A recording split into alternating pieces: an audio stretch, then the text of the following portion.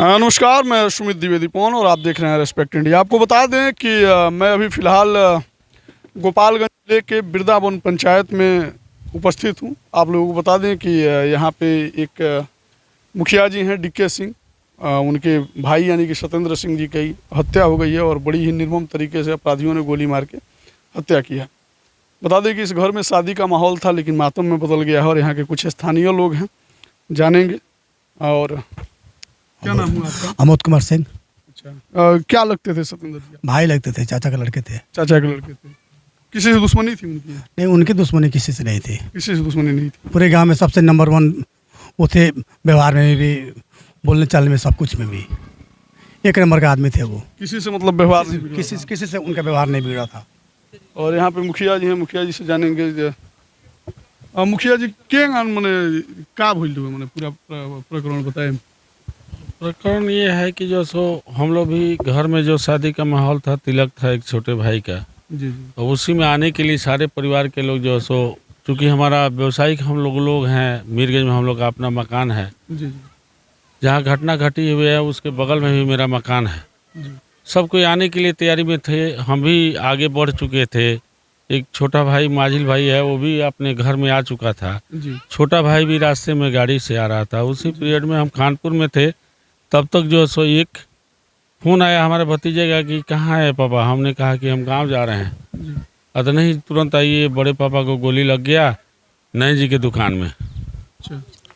वहाँ हम गए, वहाँ जाने के बाद से जो सो पता लगा कि नहीं, वो हॉस्पिटल में चले गए, हथुआ हॉस्पिटल में वहाँ गए। वहाँ के बाद से जो सो बाद में, चूँकि हम वहाँ थे नहीं, लोगों का कहना है कि नैन जी खुद स्वतः बुला करके अपनी दुकान में बैठाए। अब बैठाने के पहले अब बगल का दुकान मकान है, तो अब ये तो हम लोग नहीं देखते थे क्योंकि सब कोई व्यावसायिक आदमी है। उस टाइम में बुला करके बैठाया। बैठाने के 5-7 मिनट के बाद ही जो सो इस तरह की घटना घटी। जो सुनने में आ रही है कि गोली मारने के लिए लोग उनको आए थे, गोली इनको लग गई और अगर वो गोली मारे सब तो उनके बाह पे लगा और इनके सर पे लगा, मतलब ये क्या? जो सो जब वो टारगेट में अब क्या थे, उनका विवाद पहले भी जमीन से जो सो घटना घटित हो चुका था। जी। ये कि कोई घटना घटी हुई थी जमीन से संबंधित, उनको जी। उनके घर पर पहले भी 1-2 बार गोली चल चुका है। जी। और अभी तत्काल की स्थिति में उन पर FIR वगैरह भी हुआ था, जो कि ये लकड़ी के पास में कोई हत्या हुई थी। जी। और उसमें मेन एक्यूज थे, पता ना कैसे 2-3 महीना पहले अंडरग्राउंड भी थे। चल, लेकिन आपके भाई को बुलाने का मतलब क्या मकसद हो सकता है? आपके परिवार में किसी से कोई साजिश के तहत नैन जी बुलाए कि किस तरह से बुलाए, अभी समझ का बाहर का चीज़ है। चूँकि अभी तो हम लोग जो सो दाह संस्कार करके अपने घर में अभी बैठे हुए हैं।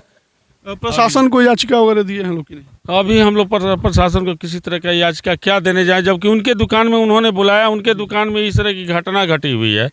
वहाँ साक्ष्य के रूप में उनका स्टाफ भी 2 वहाँ थे, जो कि वो उनको भगा कर लेकर के ऊपर भाग गया। हमारे भाई का हत्या हुआ था, तो उसी तरह से कुर्सी में बैठे हुए थे। तो इसके लिए मुखिया जी क्या करेंगे? इसके लिए मुखिया जी क्या करेंगे? आप तो जनता की लड़ाई लड़ते हैं, आपके परिवार की बात है। हम तो प्रशासन से यही कहेंगे कि प्रशासन इस पर चुस्त दुरुस्त हो करके और यथावत जो सब किस साजिश के तहत उनको बैठाया गया, क्यों उनका हत्या हुई, इस पर जो सब प्रशासन का काम है कि इसको उजागर करे। और जी तो मतलब प्रशासन के पास आप लोग याचिका दर्ज कराएंगे या मतलब? नहीं, अभी हम लोग याचिका दर्ज नहीं कराए हैं, ना किसी तरह के सोच रहे हैं। क्योंकि अब उनके साथ घटना घटी है, उनके दुकान में घटना घटी हुई है, उनके बाएं पर लगा, मेरे भाई का आँख पर लगा गोली।